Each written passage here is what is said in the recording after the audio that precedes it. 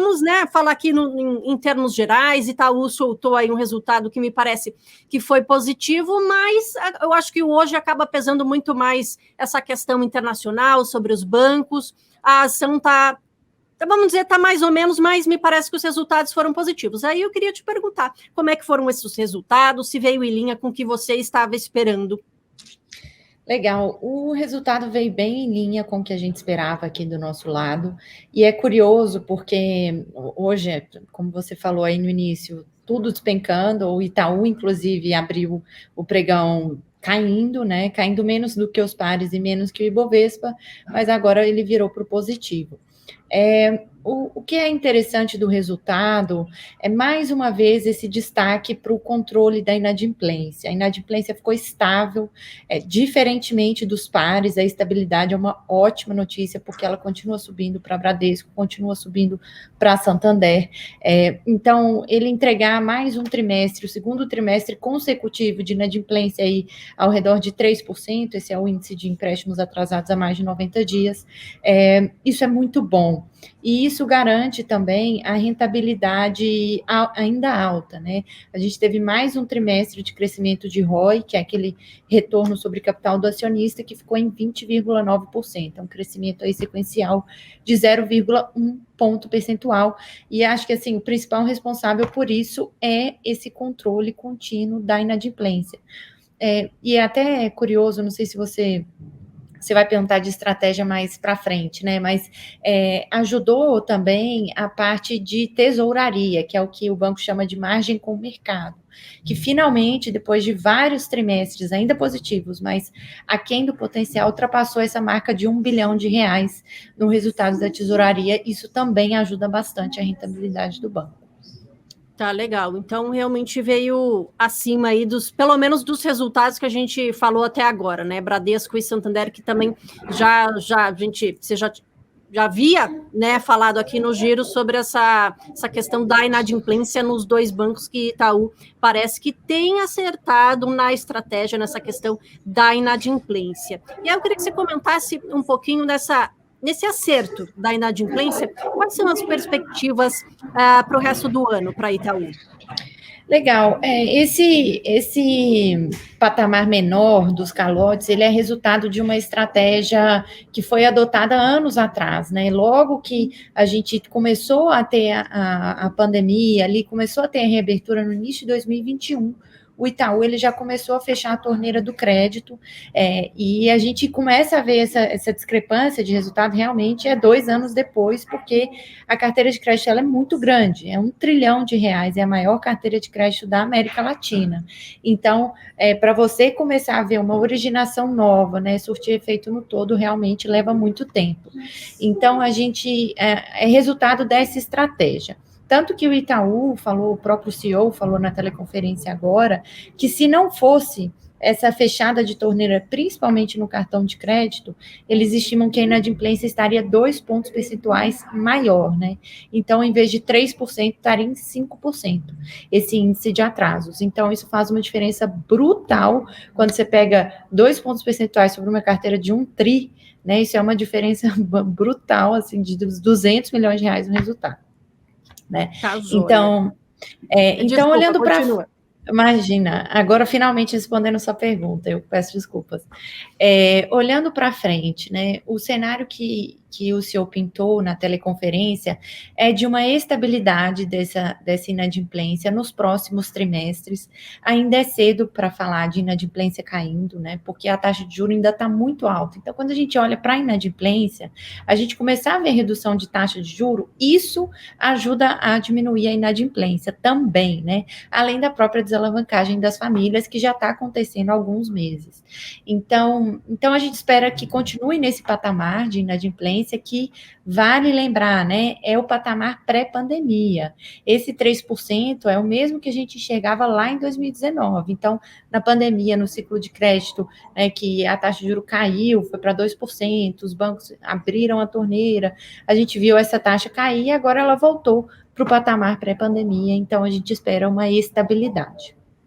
Tá, legal. E você comentou aí, né, a gente está comentando aqui sobre a inadimplência e também sobre a taxa de juros, né? Caiu, mas continua alta, a gente ainda vai ter, né, 2 dígitos ainda pelo resto do ano, e por isso ainda é um cenário desafiador, né? Claro, pior para outros bancos, Itaú está numa situação melhor, pelo que a gente pode ver, mas quais seriam, assim, teria alguns pontos fracos desse resultado? O que você poderia destacar, assim, para o investidor, na verdade, ficar mais de olho ali, ficar mais atento nos números de Itaú? Bom, eu colocaria como ponto fraco a parte de serviços, que é aquela parte dos bancos que tem sido atacada pelas fintechs, pela competição.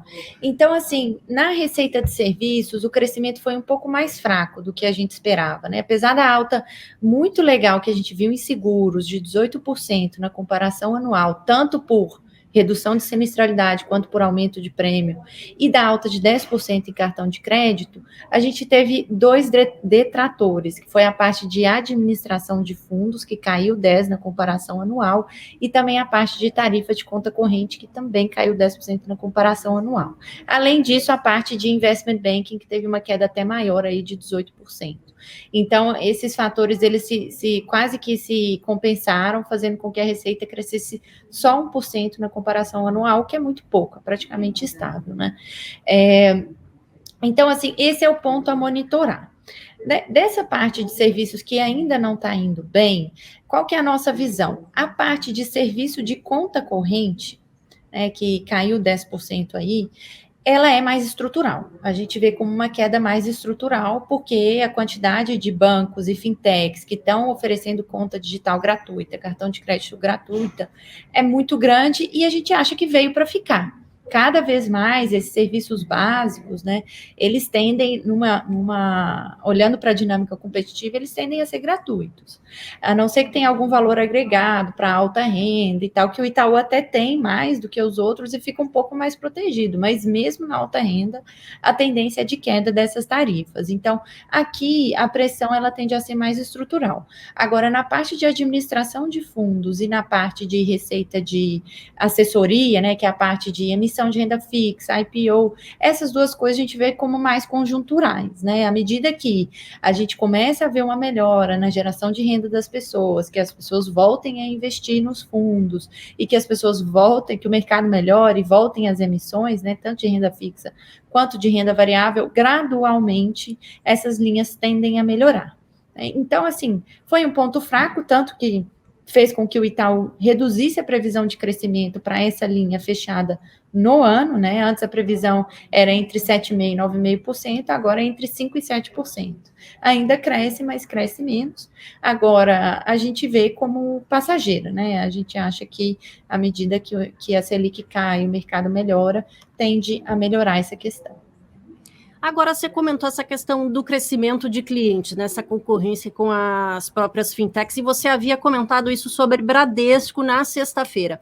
Claro que o público é diferente, né? Bradesco e Itaú, o público acaba sendo um pouco diferente. Mas seria o mesmo caso de preocupação em termos de crescimento de clientes mesmo? Seria uma questão dos bancões em termos gerais?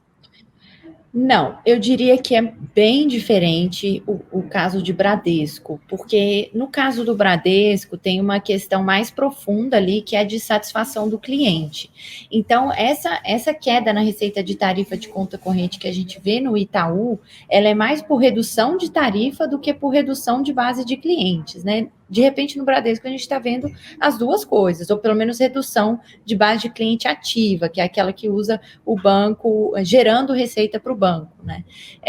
Então, assim, apesar de todos os bancões estarem sob ataque, o cenário competitivo no setor financeiro, principalmente nessa parte de conta corrente, ficou mais competitivo e tende a continuar cada vez mais competitivo, né? A gente não tem problema de crescer, não tem preocupação de crescimento de base de cliente para o Itaú. Tanto que até na teleconferência eles mostraram uma questão interessante, que foi desde do pré-pandemia até hoje, então assim, um pouco mais de 3 anos, a gente viu o Itaú reduzir o custo por cliente, custo de servir por cliente em 52%, por meio da digitalização dos canais, fechamento de agências e tudo mais, ao mesmo tempo em que a satisfação do cliente, esse índice subiu em 7 pontos. Então, assim, ele está usando a tecnologia ao mesmo tempo para reduzir custo e melhorar a experiência do cliente, né? O Bradesco, infelizmente, ele não divulga os dados de satisfação do cliente, mas, assim, tem que monitorar, né, essa questão da satisfação do cliente, da oferta de serviços, da qualidade do serviço, isso tem que ser monitorado, né, até porque o Nubank já está em vias de ultrapassar o Bradesco em número de clientes, né, vai ficar o Itaú no Brasil, logo atrás o Nubank. Então, isso tem que ser monitorado muito de perto, com certeza.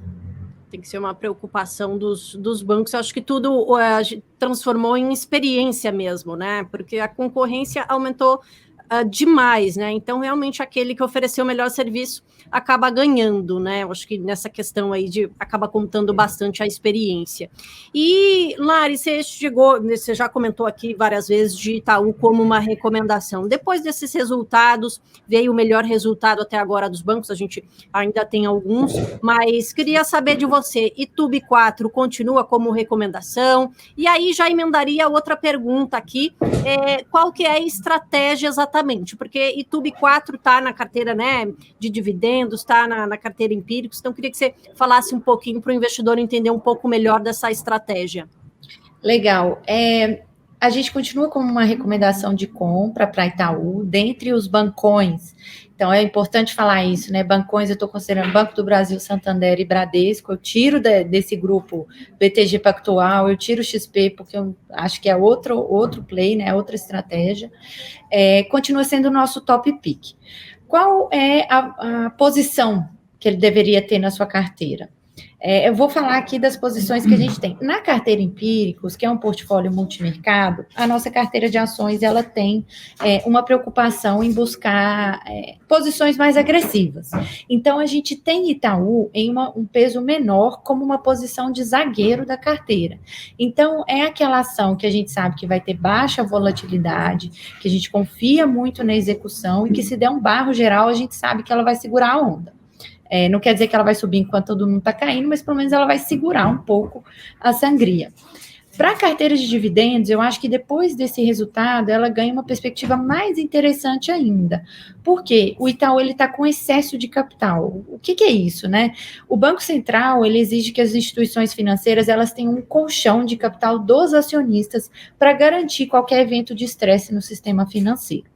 Então, grosso modo, né, de todos os ativos que os bancos têm, o Banco Central exige que 13,5% esteja garantido na forma de capital dos acionistas.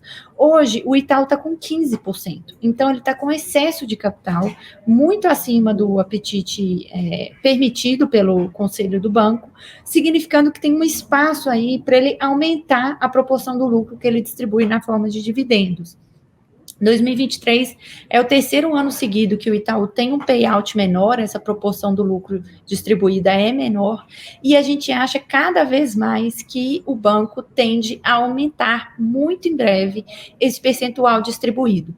Até confirmando a nossa expectativa, hoje na teleconferência, o CEO do banco disse que está só esperando o Banco Central divulgar a nova regra, né, de cálculo desse capital, que pode ser que mude um pouquinho o tamanho dessa folga, para eles anunciarem um aumento de payout, né? Eles falaram que a intenção é aumentar o payout, mas que estão esperando essa confirmação técnica para eles poderem anunciar isso. Então, acho que para Tem previsão, Lari? Desculpa te atrapalhar. Tem alguma previsão do Banco Central?